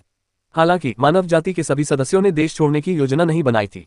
मानव जाति में भी मतभेद थे। अभयारण्य द्वीप के दंपति के नेतृत्व में मनुष्यों के एक समूह ने उजाड़ जाति के साथ मिलकर लड़ने का फैसला किया। अधिकांश मनुष्य ये युन के भावी प्रतिशोध से भयभीत थे और साथ ही दिव्य वन्यभूमि में रहने वाले निर्जन जानवरों से भी डरते थे। यद्यपि वे वहां से जाने के इच्छुक थे, फिर भी वे निर्णय लेने में असमर्थ थे। लोगों का एक अंतिम छोटा समूह जो वहां से जाने के लिए दृढ़ संकल्पित था, का मानना था कि काले कवच वाले दानव देवता का विरोध करने के लिए पीछे रहना स्वयं को मृत्यु के मुंह में धकेलने जैसा था। अभी मरने के बजाय वे जोखिम उठाकर यहां से चले जाएं तो बेहतर होगा। कम से कम एक मौका तो रहेगा। पांची के सामने वे मनुष्य थे जो उजाड़ जाति को छोड़ने के लिए उत्सुक थे। उनके दृष्टिकोण से ये युन के जानबूझकर किए गए कृत्य के कारण उजाड़ जाति का विनाश निश्चित था। वे स्वाभाविक रूप से अब यहां और नहीं रहना चाहते थे, इसलिए उन्होंने उजाड़ जाति के साथ अपने प्राणों का बलिदान देने का निश्चय किया। जहां तक ये युन की बात है, ये लोग अब कामना कर रहे थे कि मरने से पहले ये युन काले कवच वाले दानव देवता को करारा प्रहार कर दे। ये लोग संभवतः कुल मनुष्यों की संख्या का 5वां हिस्सा थे। बाकी लोग अभी भी दुविधा में थे या योजना बना रहे थे। चाहे निकासी करनी हो या जान की बाजी लगाकर लड़ना हो, एक योजना की आवश्यकता थी। जो लोग जल्दी में वहां से निकलना चाहते थे, उनका नेतृत्व मिस्टिक टाइगर इमॉर्टल कर रहे थे। उनके नेतृत्व में इन विशिष्ट योद्धाओं के लिए दिव्य वन्यभूमि को पार करना कोई बड़ी समस्या नहीं थी। सभी मनुष्यों में मिस्टिक टाइगर इमॉर्टल ही वह था जो ही उनसे सबसे अधिक घृणा करता था। उसकी बेइज्जती हुई थी और उसे अपमान सहना पड़ा था, इसलिए स्वाभाविक रूप से वह जल्दी वहां से निकलना चाहता था। पैशी ने देखा कि ये लोग उजाड़ जाति के शिविरों की ओर पीछे मुड़कर देख रहे थे। उनकी आंखों में दूसरों की पीड़ा देखकर प्रसन्नता का भाव था, मानो वे मरने वाले लोगों के समूह को देख रहे हों। वे लोग सचमुच बहुत गुस्सा दिलाते हैं, एक निर्जन जाति के योद्धा ने क्रोधित होकर कहा। पांची ने बेपरवाही से कहा, कोई फर्क नहीं पड़ता, उन्हें जाने दो। वैसे भी हमारे जीवन मरण के इस संघर्ष में उन लोगों की कोई जरूरत नहीं है। बिल्कुल, बाकी वीरान जाति के योद्धाओं ने सिर हिलाया। उन्होंने मनुष्यों के जाने तक उन्हें देखा। अगर हम इस दिशा में निकले तो हम वीरान जाति शिविर और ये युन से दूरी बना सकते हैं। जब काले कवच वाला दानव देवता हमला करेगा तो हम अगम्य सागर में छिपे होंगे। रहस्यमय बाघ अमर ने कहा। ये युन ने अपने कुल की शक्ति को नष्ट करने और अपने सभी वंशजों को मार डालने की धमकी दी थी। इसलिए सभी कुलीनों को अपने साथ लाकर मिस्टिक टाइगर इमॉर्टल ये देखना चाहता था कि अपनी जान बचाने के लिए संघर्ष कर रहे युन क्या कर सकता है। जैसे ही वे दिव्य वन्यभूमि में प्रवेश कर गए, उजाड़ दौड़ शिविर उनके पीछे बहुत दूर छूट गया। इसी क्षण एक बड़े गुट के एक युवा शिष्य ने आकाश की ओर देखा और अचानक अपनी आंखें थोड़ी सिकोड़ ली। उसे क्षितिज पर एक लाल रेखा दिखाई दी। यह क्या है? युवा शिष्य क्षण भर के लिए अचंभित रह गए। इस समय कई अन्य लोगों ने भी क्षितिज पर लाल रक्त रेखा को खोज लिया था, जिनमें मिस्टिक टाइगर इमॉर्टल भी शामिल था, और वह लाल रेखा खतरनाक गति से फैल रही थी। यह क्या है? सब लोग भयभीत हो गए। पल भर में उनकी आंखें चौड़ी हो गईं। वह लाल रेखा एक लाल बादल में बदल गई जिसने उन्हें घेर लिया, और उस उमड़ते हुए लाल बादलों में ठंडी लाल आंखों की एक जोड़ी उन पर टकटकी लगाए देख रही थी। काले कवच वाला दानव देवता मिस्टिक टाइगर इमॉर्टल भय से व्याकुल हो गया। वह इतना तेज क्यों था? मिस्टिक टाइगर इमॉर्टल पूरी तरह से अचंभित था। बातचीत विफल होने से लेकर उनके जाने के फैसले तक केवल 2-3 दिन ही बीते थे। उन्हें निकासी मार्ग की योजना बनानी पड़ी और निकासी के लिए आवश्यक तैयारियां करनी पड़ी, जिसके बाद उन्होंने अपने लोगों को इकट्ठा किया। इसे काफी तेज गति माना गया, लेकिन इतने कम समय में ही काले कवच वाला दानव देवता यहाँ आ गया। क्या वह अभी भी स्वस्थ नहीं हो रहा था? काले कवच वाले दानव देवता जैसे अस्तित्व के लिए उसके पास एक शक्तिशाली जीवन शक्ति थी, लेकिन इस प्रकार उसे ठीक होने के लिए अपेक्षाकृत बड़ी मात्रा में ऊर्जा की आवश्यकता होगी। महज 2-3 दिनों में ही वह ठीक होकर हत्या करने आ गया। ये यून कहाँ थी? ये यून कहाँ चली गई? मिस्टिक टाइगर इमॉर्टल लगभग पागल हो रहा था। वह लगभग उन दूरस्थ पहाड़ों को छोड़ने ही वाला था। बस कुछ ही कदम बाकी थे, लेकिन ये कुछ कदम एक ऐसी प्राकृतिक चट्टान में बदल गए थे जिसे पार करना नामुमकिन था। काले कवचधारी दानव देवता बहुत तेज थे। हालांकि रहस्यमय बाघ अमर अपने परिवार के शिष्यों से कुछ स्तर ऊपर थे, फिर भी वे काले कवचधारी दानव देवता को उनसे पहले खोजने में असफल रहे। अंतर बहुत बड़ा था। असीम शक्ति के सामने मिस्टिक टाइगर इमॉर्टल और उनके परिवार के शिष्य शक्तिहीन मनुष्यों से कम नहीं थे। वे सभी आसानी से पराजित हो गए, इतने कमजोर थे कि एक भी वार सहन नहीं कर सके। ऐसा क्यों हुआ? मिस्टिक टाइगर इमॉर्टल को लगा जैसे उसका शरीर ठंडा पड़ गया हो। क्या वह बच सकता था? बहुत देर हो चुकी थी। उसके हृदय में निराशा की गहरी भावना उमड़ पड़ी। उसके चारों ओर मौजूद प्रतिभाशाली लोगों के चेहरे पीले पड़ गए थे और उनके शरीर जमकर अकड़ गए थे। उनके ऊपर रक्त का बादल छाया हुआ था, जिससे दबाव असहनीय था। ये केवल मृत्यु का भय नहीं था, बल्कि उस दानव देवता के प्रति सहज भय का परिणाम था जो उनसे कई गुना उन्नत जीवन रूप था। जैसे ही खून का बादल उनके ऊपर मंडराने लगा, उनकी हड्डियां दबाव सहन न कर पाने के कारण चटकने लगी। कम साधना स्तर वाले तो अपने सभी छिद्रों से खून बहने लगे थे।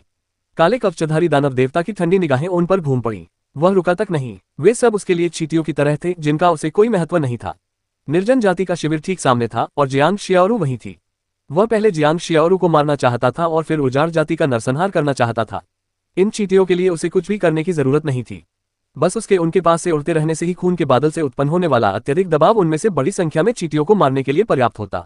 जो लोग सौभाग्य से बच गए, उनके बारे में काले कवच वाले दानव देवता को कोई परवाह नहीं थी। उन्हें अपने बचने पर खुशी मनाने देने में उसे कोई आपत्ति नहीं थी।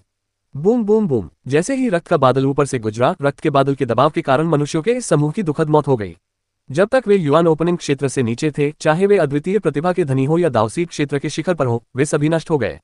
शांति काल में इन तथाकथित कुलीन और प्रतिष्ठित परिवारों के स्वाभिमानी वंशजों की अनेकों द्वारा देखभाल की जाती थी। अब अदम्य दबाव के कारण वे सब मांस और रक्त के क्षत विक्षत ढेर में तब्दील हो गए थे। एक पल में ही वह एक कुलीन व्यक्ति से एक विकृत बदहाल व्यक्ति में बदल गया। हालांकि युवा प्रतिभाओं की दुखद मृत्यु हो गई, मिस्टिक टाइगर इमॉर्टल बच गया था। वह एक मानव एम्पायरियल राजा था और यद्यपि वह काले कवच वाले दानव देवता से बहुत ही कमजोर था, फिर भी वह केवल दबाव से क्षत विक्षत नहीं हो सकता था। मिस्टिक टाइगर इमॉर्टल के अलावा मिस्टिक टाइगर परिवार के कुछ अन्य बुजुर्ग भी जीवित बच गए थे। उन पर से दबाव का साया गुजर चुका था। हालांकि बड़ी संख्या में लोग दुखद रूप से मारे गए थे, वे बच गए थे और उन्हें इस बात पर यकीन नहीं हो रहा था। और इस समय काले कवच वाला दानव देवता उनके सिर के ऊपर से उड़कर निकल चुका था और ऐसा प्रतीत नहीं हो रहा था कि उसका रुकने का कोई इरादा है। क्या काले कवच वाला दानव देवता उन्हें बख्श रहा था? वे सुखद आश्चर्यचकित हुए। वे मौत से बचने में कामयाब रहे थे। हालांकि इस समय काले कवचधारी दानव देवता अचानक रुक गए और उनकी निगाहें रहस्यमय बाघ अमर पर टिक गईं। बड़ी संख्या में मनुष्यों की मृत्यु के बाद मिस्टिक टाइगर इमॉर्टल और बचे हुए लोग स्वाभाविक रूप से अलग नजर आने लगे। और भले ही काले कवच वाले दानव देवता ने चींटियों के इस समूह पर ध्यान देने की योजना नहीं बनाई थी, लेकिन अब उन्होंने उन्हें देख लिया। उसने मिस्टिक टाइगर इमॉर्टल को देखा, जिससे उसकी हृदय गति थम सी गई। वह हिलने की भी हिम्मत नहीं कर पा रहा था। यह इंसान, क्योंकि काले कवचधारी दानव देवता ठीक नहीं हो पाए थे, उनकी आत्मा अभी भी अशांत थी। हालांकि उन्हें इस इंसान की एक झलक मिली। जब उन्होंने यीयून पर ध्यान केंद्रित किया था, तब यह व्यक्ति उनके बगल में ही था। काले कवचधारी दानव देवता को यीयून और रहस्यमय बाघ अमर के बीच हुई बातचीत की कोई जानकारी नहीं थी और न ही उन्हें इसकी परवाह थी। हालांकि वे जानते थे कि यह व्यक्ति यीयून के साथ एक ही कमरे में था, तो इसका मतलब यह होना चाहिए कि वह यीयून से घनिष्ठ रूप से संबंधित था। और भले ही वे घनिष्ठ रूप से संबंधित न हो, कम से कम वे एक दूसरे को जानते तो होंगे ही। और काले कवच वाले दानव देवता को यीयून से इतनी नफरत थी कि यीयून से संबंधित किसी भी व्यक्ति को मरना पड़ता था। काले कवचधारी दानव देवता की निगाहें रहस्यमय बाघ अमर पर टिक गईं और उसने अपना भाला उस पर चला दिया। अपनी आंखों के सामने भाले को फैलते हुए देखकर जबरदस्त दबाव और भय के कारण मिस्टिक टाइगर इमॉर्टल की युआंची मानो जम सी गई। मिस्टिक टाइगर इमॉर्टल ने निराशा से अपनी आंखें चौड़ी कर लीं। उसे अभी अभी यह आभास हुआ था कि काले कवच वाला दानव देवता उन्हें अनदेखा कर रहा है। अगर ऐसा था तो वे अस्थायी रूप से इस आपदा से बच गए थे, लेकिन उसे इस बात की बिल्कुल भी उम्मीद नहीं थी कि अगले ही पल काले कवच वाले दानव देवता की निगाहें उस पर टिक जाएंगी और उसकी आंखें क्रोध से भर उठीं। काले कवचधारी दानव देवता हमेशा निर्मम भाव से लोगों को मार डालते थे। उन्होंने ऐसा क्या किया था जिससे काले कवचधारी दानव देवता का क्रोध उन पर भड़क उठा? मिस्टिक टाइगर इमॉर्टल के पास सोचने का समय नहीं था। काले कवच वाले दानव देवता की असली ताकत के सामने वह केवल दहाड़ सकता था और अपनी पूरी ताकत से हमला कर सकता था। पूछी, भला मिस्टिक टाइगर इमॉर्टल के शरीर में ऐसे घुस गया जैसे वह कागज का बना हो। मिस्टिक टाइगर इमोर्टल का हमला काले कवच वाले दानव देवता को कोई बाधा नहीं पहुंचा सका। मिस्टिक टाइगर इमोर्टल के आसपास जो बुजुर्ग सौभाग्य से बच गए थे वे एक साथ चीख पड़े। उस प्रहार के तुरंत बाद ही वे खून के धुंध में बदल गए, उनका पूरा शरीर भी नहीं बचा। बूम! ऊर्जा का एक भयानक विस्फोट हुआ। भागने वाले मनुष्यों के इस पहले समूह का एक भी सदस्य काले कवच वाले दानव देवता के भाले के नीचे जीवित नहीं बचा।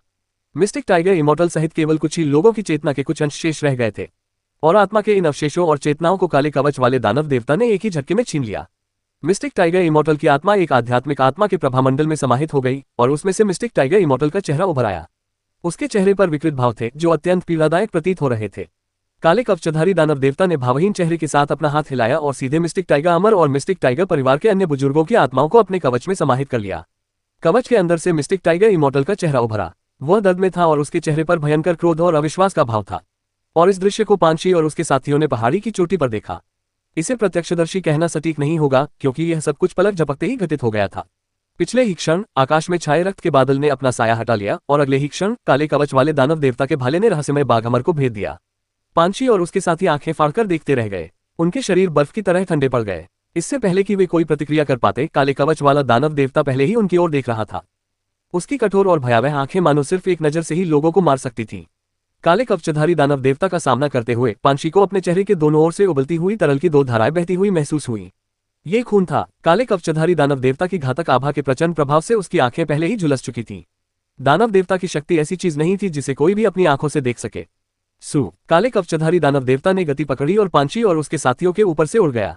जैसे ही खून का विशाल बादल नीचे उतरा, पहाड़ ढह गए। पांची के अधीन निर्जन पशु ने चीख मारी और फिर फट गया। उसका शरीर बिखर गया। पांची खून के तालाब में खड़ा था और धीरे धीरे बहता हुआ खून उसे धुंधला दिखाई दे रहा था। कांपते हुए उसने अपने हाथों में भाला ऊपर उठा लिया। वह जानता था कि उसके बचने का कोई रास्ता नहीं है। काले कवच वाले दानव देवता को उनके विरुद्ध कुछ भी करने की आवश्यकता नहीं थी क्योंकि वे रक्त के बादल के दबाव से ही मारे जाएंगे। उनसे कहीं अधिक शक्तिशाली कई मनुष्य इसी प्रकार मारे जा चुके थे। चूंकि पांची को पता था कि उसकी मृत्यु निश्चित है, इसलिए वह व्यर्थ में सड़े हुए मांस के ढेर की तरह मरना नहीं चाहता था। उसकी बस यही इच्छा थी कि वह एक बार प्रहार करे, एक योद्धा के रूप में अपनी आत्मा को अग्नि में झोंक दे ताकि वह युद्ध में गौरवशाली मृत्यु प्राप्त कर सके। पांची मुश्किल से ही काले कवच वाले दानव देवता को अपने ऊपर से गुजरते हुए देख पाए। बूम! ये गड़गड़ाहट की तरह उसके कानों में गूंज उठा। उसी क्षण जब काले कवचधारी दानव देवता वहां से गुजरे, संसार ढह गया। पांची की दृष्टि और श्रवण शक्ति के अनुसार सब कुछ नष्ट हो गया। पांची का शरीर पूरी तरह से जम गया था। उसने अपना भाला ऊपर उठाया लेकिन वह उसे भेदने में असफल रहा। पांची की जीवन शक्ति पूरी तरह से समाप्त हो चुकी थी। उसका शरीर चूर चूर हो रहा था, केवल उसका कवच और कंकाल ही दिखाई दे रहा था। उसकी आंखें अब खाली थीं और उसकी आत्मा विलीन हो चुकी थी। एक सफेद हड्डी का हाथ एक भाले को कसकर पकड़े हुए दिखाई दे रहा था। भाले की नोक एक विशेष दिशा में इंगित थी जिस पर एक ठंडी चमक थी, मानो वह अनंत काल के लिए जम गई हो। अपनी मृत्यु तक पांची का मुंह केवल थोड़ा सा ही खुल पाया। हालांकि वह एक भी ध्वनि नहीं निकाल सका, मानो वह उस वाक्य को चिल्लाकर कहना चाहता हो जिसे वह बहुत जोर से कहना चाहता था। दानव देवता यहाँ है। पांची के पीछे वे उजार जाति के योद्धा भी विस्फोटित हो गए थे। हालांकि उनकी मौतें व्यर्थ नहीं थीं। हालांकि पांची हमला करना चाहते थे, लेकिन गश्त शुरू करने से पहले ही वे जान गए थे कि काले कवच वाले दानव देवता के सामने उनके लिए संघर्ष करने का कोई मौका नहीं था।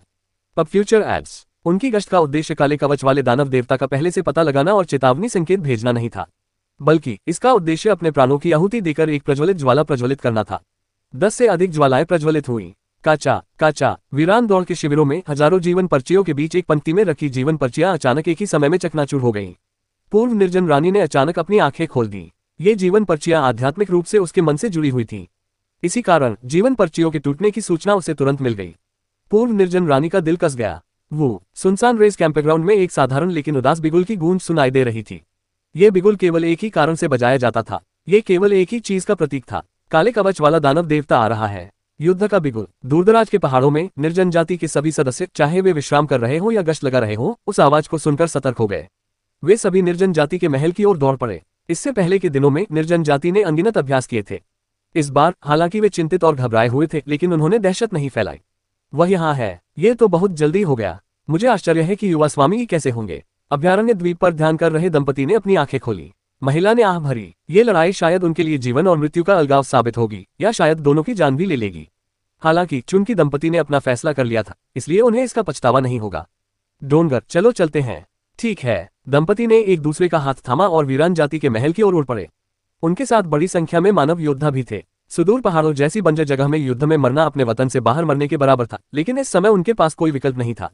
ये सब उनके परिवारों के अस्तित्व को बनाए रखने के लिए आवश्यक था।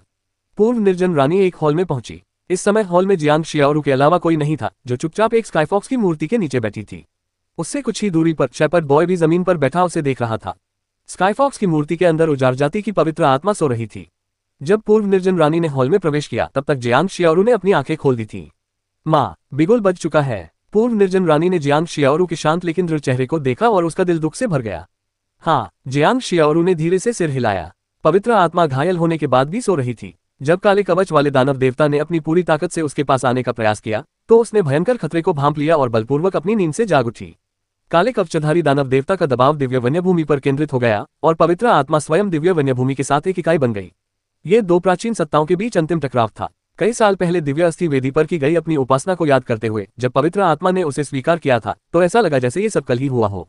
जियांग शियाओरू ने आह भरी। नियति में निहित बलिदान उसके लिए एक अनिच्छुक विकल्प था। युन, तुम्हें कुछ बुरा न हो, जियांग शियाओरू ने फुसफुसाते हुए कहा और खड़ी हो गई। उसकी चमकीले रंग की पोशाक खिलते हुए गुलाब की तरह लहरा उठी। ये युन ने पहल करते हुए काले कवच वाले दानव देवता पर हमला किया और उसकी तलाश में निकल पड़ा। लेकिन अब काले कवच वाला दानव देवता अत्यंत आक्रामक गति से उसकी ओर बढ़ रहा था। जियांग शियाओरू का दिल ठंडा पड़ गया था। उसे डर लग रहा था, लेकिन इस समय उजार जाति की रानी होने के नाते वह इन बातों के बारे में नहीं सोच सकती थी। यह उजार जाति के जीवन और मृत्यु का युद्ध था। जब जियांग शियाओरू हॉल से बाहर निकली तो उसकी भावनाएं सामान्य हो चुकी थीं। जियांग शियाओरू के व्यवहार से पूर्व निर्जन रानी को राहत मिली। निर्भय और पूर्णतः शांत रहना ही वे गुण थे जो ये सिद्ध करते थे कि वह उनकी पुत्री थी। तभी उसे निर्जन जाति का समर्थन प्राप्त हो सकता था और पवित्र आत्मा द्वारा रानी के रूप में मान्यता मिल सकती थी। युन, ठीक हो जाएगी, जियांग शियाओरू ने एक बार फिर मन ही मन बुदबुदाया। उसने यह बात दृढ़ स्वर में कही, मानो वह खुद को दिलासा दे रही हो। ये युन ने उससे वादा किया था और वह हमेशा अपने वादे पूरे करता था। जैसे ही जियांग शियाओरू ने वह वाक्य कहा, उसकी नजर महल के पार चली गई। महल के चौक के उस पार क्षितिज तक एक अंतहीन घातक भावना फैल रही थी। वह यही है, जियांग शियाओरू ने कहा। जिस गश्ती दल ने स्वयं को बलिदान कर दिया वह निर्जन जाति के शिविर स्थल से मात्र कुछ हजार मील दूर था। यह दूरी इतनी थी कि काले कवच वाला दानव देवता इसे पलक झपकते ही तय कर सकता था। जियांग शियाओरू के लंबे बाल पीछे की ओर लहरा रहे थे। वह बेहद खूबसूरत और मोहक लग रही थी। लेकिन अब हॉल के बाहर आकाश खून जैसे काले बादलों से भरा हुआ था। खून के बादल पलक झपकते ही आ गए और उन्होंने पूरे वीरान रेस कैंपग्राउंड को अपनी चपेट में ले लिया। बिगुल की आवाज सुनकर लोग किसी तरह अपने घरों से महल की ओर दौड़ पड़े थे। लेकिन जब वे वहां पहुंचे तो उन्होंने देखा कि उनके सिर के ऊपर का नीला आकाश गायब हो चुका था। खून का बादल इतना गाढ़ा था जैसे खून का प्लाज्मा, मानो वह किसी भी क्षण नीचे टपकने लगेगा। उन महान हस्तियों और निर्जन जाति के परमराज राजाओं ने युआन क्यूई ढाल बनाना शुरू कर दिया ताकि उसमें मौजूद कमजोर प्रतिभाशाली लोगों की रक्षा की जा सके।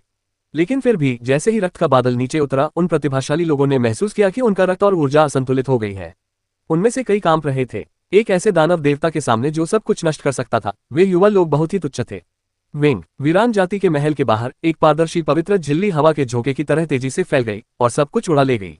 आकाश को ढकने वाला लाल बादल भी पवित्र झिल्ली से फटकर कमजोर हो गया। ये निर्जन जाति का सुरक्षा कवच था। इस कवच की बदौलत निर्जन जाति काले कवच वाले दानव देवता के दबाव को सहन कर सकती थी। जैसे ही सरनी सक्रिय हुई, रक्त का बादल उमड़ने लगा। असली लड़ाई अभी शुरू होनी बाकी थी, लेकिन आकाश का रंग पहले ही बदल चुका था। काले कवच वाला दानव देवता बादल के अंदर था। सभी ने भारी कवच पहने और हाथ में भाला लिए एक हटे कट्टे आदमी को देखा। वह खून के बादल के ऊपर खड़ा था, मानो वह दुनिया पर राज करने वाला कोई देवता हो। वह अदम्य और अजेय था। उसके दबाव में लोग सहम जाते थे। ऐसा लगता था मानो उसकी ठंडी निगाहें हर एक को घूर रही हो। ये बहुत जल्दी हो गया। हमने अभी तक ये भी तय नहीं किया है कि आगे क्या करना है। उद्धरण चिन्ह। कुछ मनुष्य जो सुदूर पहाड़ों से भागने की इच्छा रखते थे लेकिन अभी तक निर्णय नहीं ले पाए थे, वर्तमान में असमंजस में थे। उन्हें लगा कि उनके पास विचार करने के लिए अभी भी समय है, लेकिन उन्होंने कभी नहीं सोचा था कि काले कवच वाला दानव देवता अचानक प्रकट हो जाएगा। अब पूरे वीरान इलाके पर काले कवच वाले दानव देवता का कब्जा था। वे चाहे जहां भी भाग जाते, उनका अंत निश्चित था। उनके पास केवल यही विकल्प था कि वे सच्चाई का सामना करें और युद्ध की तैयारी करें।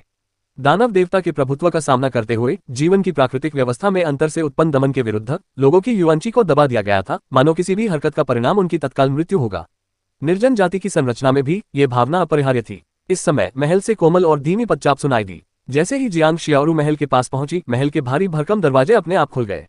उसके बाद लाल वस्त्र पहने काले बालों वाली जियांग शियाओरू प्राचीन हॉल के अंदर से प्रकट हुई। उसके चारों ओर एक उदास और प्राचीन आभा व्याप्त थी। जियांग शियाओरू ने एक हाथ में हड्डी की छड़ी पकड़ी हुई थी और उसकी पीठ सीधी थी। उसका हर कदम धीमा था, लेकिन फिर भी वह दृढ़ निश्चय के साथ हॉल से बाहर निकल गई। आप उद्धरण चिन्ह। काले कवचधारी दानव देवता की निगाहें जियांग शियाओरू पर टिक गईं। तीव्र दबाव उमड़ पड़ा और जियांग शियाओरू को पूरी तरह से घेर लिया। यह सर्वविदित था कि काले कवचधारी दानव देवता का दबाव कितना भयानक था। आम युवा योद्धा उसके दबाव के करीब आते ही मांस और खून के क्षत विक्षत ढेर में तब्दील हो जाते थे। पब फ्यूचर विज्ञापन। जियांग शियाओरू की बात करें तो वह काले कवच वाले दानव देवता की निगाहों का सामना करने में कामयाब रही। जियांग शियाओरू शक्तिशाली थी, लेकिन ये यून जैसे विलक्षण प्राणी या मानव एम्पायरियल राजाओं की तुलना में वह बहुत कमजोर थी। तर्कसंगत रूप से देखा जाए तो काले कवच वाले दानव देवता की निगाहों के सामने वह इतनी शांत नहीं रह सकती थी। हालांकि वह साधारण रूप से शांत थी। उसने चौड़ी आस्तीनों वाली लाल पोशाक, काले रंग की झालरदार बेल्ट पहनी हुई थी और आंखों के किनारों की ओर चमकती दो गहरे लाल रंग की हाइलाइट्स के अलावा उसने कोई मेकअप नहीं किया था। उसकी हर पलक झपकने से मानो तारों से भरे ब्रह्मांड का द्वार खुल जाता था, लेकिन वह एक आकर्षक लेकिन ठंडी स्काईफॉक्स जैसी भी लग रही थी। जब सामान्य योद्धा काले कवच वाले दानव देवता के सामने दबे हुए महसूस करते थे तो यह उनकी वंश परंपरा और जीवन के प्राकृतिक क्रम में अंतर का परिणाम था। लेकिन जियांग शियाओरू के शरीर में बहने वाला रक्त 12 दिव्य स्वर्गों से प्राप्त एक शक्तिशाली वंश परंपरा का था। अपनी वंश परंपरा के समर्थन से ही वह काले कवच वाले दानव देवता के सामने शांत रह सकी। अच्छा, काले कवचधारी दानव देवता मुस्कुराया और प्राचीन स्वर में बोला। केवल कुछ ही निर्जन जाति के दिव्य राजा, जो लाखों वर्षों पुरानी उस प्राचीन भाषा को जानते थे, उसे समझ सकते थे। मैंने आपको इसलिए चुना क्योंकि आप मेरे वंश से हैं। मैं मूल रूप से चाहता था कि आप मेरे उत्तराधिकारी बने। ऐसी वंश परंपरा के साथ तुम लड़ने के लिए ही पैदा हुए थे। दुर्भाग्य से तुम्हारा जन्म इस बंजर भूमि में हुआ। कोई बात नहीं, भले ही तुम अभी इतने कमजोर हो, तुम्हारी वंश परंपरा में अपार क्षमता है। 2-3 दशक बर्बाद करना कोई मायने नहीं रखता। जैसे ही तुम इस कमजोर जाति से नाता तोड़ लोगे, तुम मेरे अधीन सबसे शक्तिशाली योद्धा बन जाओगे, मेरे लिए युद्ध करोगे और 12 स्वर्गों पर विजय प्राप्त करोगे। काले कवचधारी दानव देवता के शब्द पूरी दुनिया में गूंज उठे। उजाड़ जाति के दिव्य राजा, जो इस प्राचीन भाषा को समझते थे, सदमे से स्तब्ध रह गए। क्या आप काले कवच वाले दानव देवता के उत्तराधिकारी बनना चाहते हैं? तो काले कवच वाले दानव देवता ने जियांग शियाओरू को मारने के इरादे से नहीं, बल्कि उसकी वंश परंपरा पर नजर रखने के लिए निशाना बनाया था। वह चाहता था कि जियांग शियाओरू उसके उत्तराधिकारी बने। यह बेहद चौंकाने वाला था। कई लोग जियांग शियाओरू को देख रहे थे, चाहे वो निर्जन जाति हो या मानव जाति। काले कवच वाले दानव देवता के सामने वे चींटियों की तरह कमजोर और तुच्छ थे। फिर भी काले कवच वाले दानव देवता ने जियांग शियाओरू को इतना महत्व दिया था। अपना चुनाव करो, मेरा अनुसरण करो और मैं तुम्हें अपार शक्ति प्रदान करूंगा, लेकिन अपनी निष्ठा प्रदर्शित करने के लिए तुम्हें इन 2 नीच जातियों का संहार करना होगा। सहमत हो जाओ और तुम सबसे शक्तिशाली युद्ध आत्मा बन जाओगे। असहमत हो जाओ और मैं तुम्हें नष्ट कर दूंगा। काले कवचधारी दानव देवता का स्वर भयंकर था। ये यून से क्रोधित होकर जब वह पहली बार सुदूर पहाड़ों में आया था, तब उसने जियांग शियाओरू को नष्ट करने की योजना बनाई थी। लेकिन अब जियांग शियाओरू को सीधे उसके दबाव का सामना करते देख उसकी शक्तिशाली रक्तरेखा ने उसकी अशांत और पागल आत्मा को शांत कर दिया। उसे लगा कि जियांग शियाओरू को नष्ट करना सरासर अन्याय होगा। जियांग शियाओरू को काले कवच वाले दानव देवता के प्राचीन शब्द समझ में नहीं आए, लेकिन पवित्र आत्मा ने उनके शब्दों का अर्थ उसे समझा दिया था। उसकी निगाहें भीड़ पर घूमी और अचानक उसने अपना सिर आकाश की ओर उठाया। इसके साथ ही उसने अपने हाथ में पकड़ी हुई हड्डी की छड़ी भी ऊपर उठा ली। वो तेज हवा चलने लगी। अचानक तेज हवा का झोंका पूरे इलाके में चला। हालांकि सभी पर पड़ रहा दबाव कम नहीं हुआ, लेकिन उन्हें अपने पैरों के नीचे जमीन और भी मजबूत महसूस हुई। दबाव बहुत तेज होने के बावजूद वे मजबूती से खड़े रहने में सक्षम थे। पब फ्यूचर विज्ञापन। ये है। सभी ने जियांग शियाओरू की ओर देखा और उन्होंने गौर किया कि उसके पीछे एक विशालकाय स्काईफॉक्स की प्रेत छवि प्रकट हुई थी। इस आकाश लोमड़ी ने दुनिया पर अपनी निगाहें गड़ा दी। उसके शरीर का हर एक बाल एक छोटे पेड़ के आकार का था। उसकी 6 पूंछें थीं और वह मानो आकाश में फैलती हुई एक दिव्य अग्नि हो, जो नाचती और जलती हुई प्रतीत हो रही थी। पवित्र आत्मा। ये पवित्र आत्मा थी। जैसे ही उजाड़ जाति के योद्धाओं ने स्काईफॉक्स को प्रकट होते देखा, उनका युद्ध बोध उग्र हो उठा। उनके मन में जो भय था और काले कवच वाले दानव देवता का सामना करने में जो आत्मविश्वास की कमी थी, वह तुरंत काफी हद तक कम हो गई। पवित्र आत्मा उनके साथ थी। हवा का झोंका पवित्र आत्मा की प्रेरणा से आया था। निर्जन जाति की पवित्र आत्मा पहले से ही गंभीर रूप से घायल थी। वह अपने वास्तविक शरीर के साथ प्रकट भी नहीं हो सकती थी।